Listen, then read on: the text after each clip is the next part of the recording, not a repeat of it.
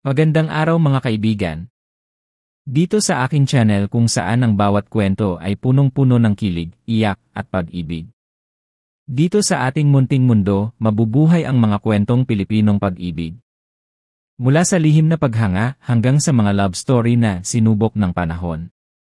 Kung gusto mo ng mga kwentong makakakurot sa puso at makakapagpasaya sa iyo, kahit saglit nandito ka sa tamang lugar, pero bago ang lahat, huwag kalimutan mag-like, mag-comments, mag-subscribe, at share.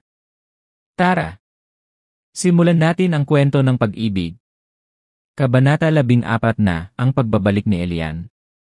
Malalim puno ng panghihinayang at pananabik. Kapag nawala na ang isang tao, doon mo lang marirealize kung gaano siya kahalaga. Pero paano kung ang taong iyon natutong mabuhay nang wala ka? Maagang umaga, tilaok ng manok, tahimik na hangin, mabagal na background music. Makalipas ang isang buwan, naging tahimik ang mundo ni Maya. Hindi na siya lumalabas ng bahay maliban sa pagtatanim. Ang kanyang tiyan ay halatang halata na. Lumalaki ito kasabay ng panibagong tapang sa kanyang pagkatao. Sa mga mata ng mga tao, si Maya ang babaeng matatag. Pero sa tuwing nag-iisa siya, sa likod ng pinto, may mga gabing umiiyak pa rin siya, dahil kahit pinili niyang bumitaw, hindi ibig sabihin na wala na siyang nararamdaman. At isang umaga, sa ilalim ng araw na bagong sumisikat, habang kinukuhanan niya ng tubig ang balon, may humintong motorsiklo sa tapat ng kanilang bakuran. Si Elian. Mas payat siya, maputla, tila pagod sa pag-ikot ng mundo. Bitbit niya'y isang maliit na bag, at sa kanyang mga mata, puno ng paninindigan at pangungulila. Maya, bakit ka nandito? Tanong ng babae, walang emosyon ang tinig. Kasi gusto kong bumalik. Gusto kong itama ang mga pagkakamali ko.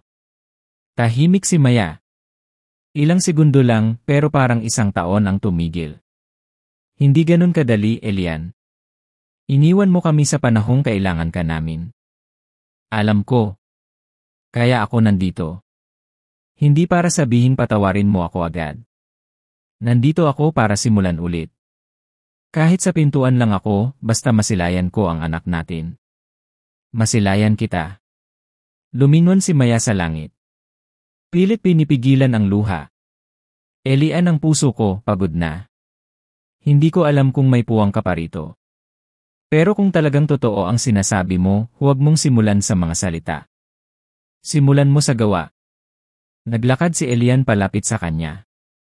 Hindi na siya nagpilit pang lumapit pa.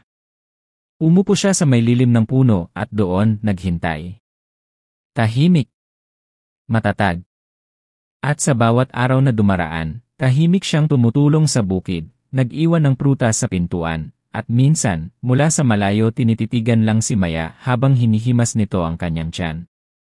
Bumalik si Elian, pero hindi para angkinin muli si Maya. Bumalik siya para patunayan na minsan, hindi sapat ang pagmamahal, kailangan itong panindigan. Sa huling kabanata, malalaman natin kung sapat na ba ang pagbabalik o huli na ang lahat. Sa kabanata 15, tapos man, totoo pa rin, isang desisyon ang magpapalaya sa kanilang lahat. Like, comment, at subscribe para sa final ng Sa Gitna ng Lupa at Langit.